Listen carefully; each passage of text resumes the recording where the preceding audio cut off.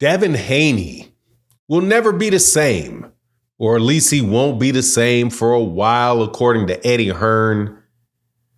And it all stems from thinking he was Gervonta Davis, listening to a lot of yes men, and generally believing the hype that people around him were gassing him up to believe.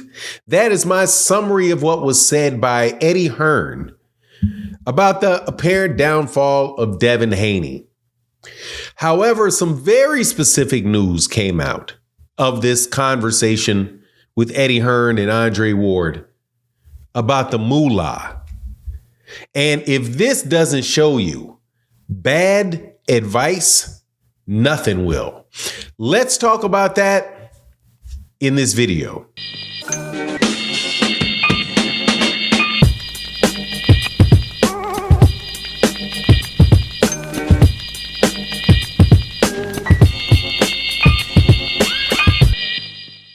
I have for a long time been called a Devin Haney hater because I have been critical of Devin Haney's team, things that Devin Haney's team has said, attitudes and things that team has tried to convince boxing fans of, a relentless assault on the character and accomplishments of almost every boxer anywhere near him in weight class or rankings. But I now feel redeemed after an interview between Eddie Hearn and Andre Ward, in which Eddie Hearn explained what I chronicled for several years. According to Eddie Hearn, there is a situation where Devin Haney is probably going to be making a lot of changes, but his camp going into the Ryan Garcia fight was completely disheveled, according to Eddie Hearn, and not going back about the fight, getting the fight in the right way, and just making a whole bunch of unnecessary errors from, I suppose, lack of experience going into the Ryan Garcia fight and after the Ryan Garcia fight.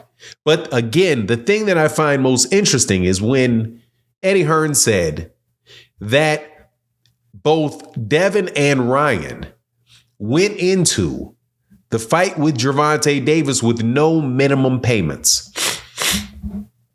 No minimums. Now, let me explain what no minimums in a contract means.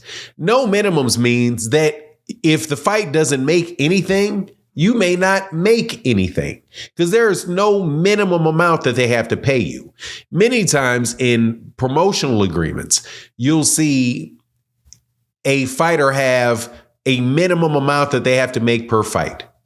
So you take that and you look at it in a bout agreement, and the same thing takes place. There's no minimum so there's no bottom amount that you have to make for participating in the fight, which means that $1.5 million that was put on the bout agreement to be paid to Ryan Garcia and Devin Haney may not have actually been due to them. So Eddie Hearn explained why Devin Haney did it. And he said that Devin Haney believed that the fight was going to do numbers like Gervonta Davis and Ryan Garcia. And also Ryan Garcia believed the same thing, right? Because he went into the agreement with the same agreement. Hey, I fight Devin Haney, it's going to do as well as when I fought Gervonta Davis, because a whole lot of people were out here acting as if Ryan Garcia was the reason that fight sold well and not the guy that was selling well all the time. So Devin, listening to yes men, whether yes men in their ear or yes men on YouTube, believed that nonsense that people would say, specifically calling him the face of boxing. So he believes he's the face of boxing. People blowing smoke up his backside, telling him he's the face of boxing. Hey, look, everybody's talking about you on YouTube. That everybody's talking about you on Twitter. Everybody's talking about you out there. So you really must be the man. No. You're only the man if they pay for the fight. So Eddie, one way or the other, pay-per-view or actual ticket. So Eddie Hearn says, no, that's not how much you're going to make. You're going to make X. You're going to make this amount of money. Eddie Hearn didn't reveal what the amount of money that he said Devin would make, but he said that's what Devin made. What I said he made. So, but he didn't listen. He then talks about when he showed up to the fight with Gervonta Davis, the fight with Devin Haney and Ryan Garcia in the locker room. And he said when he went into the locker room with Devin Haney, there were like 30 people in there partying, putting on boots that it took him 20 minutes, custom made boots that it took him 20 minutes to put on.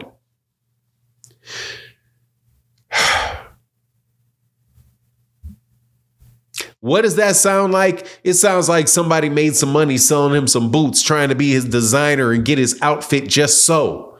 But yet they didn't pay attention to whether or not those boots were going to actually work in the fight itself.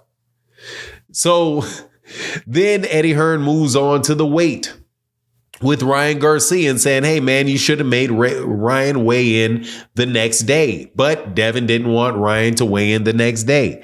So after the fight, he believes that with Ryan Garcia having PEDs in his system, now he believes that Devin Haney is not the same mentally and probably will not be. He doesn't believe Devin Haney's going to fight for the rest of the year because he just feels like he was really shocked by what went on.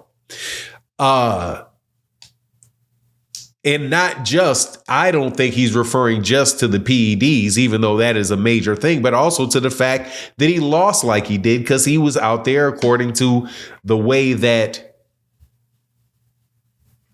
Eddie Hearn described it, kind of like a deer in the headlights, because he was thrown off by what was going on with Ryan Garcia and how Ryan Garcia looked so out of it, and wondered whether or not, and this is Eddie Hearn wondering whether or not that actually threw off Devin Haney's camp.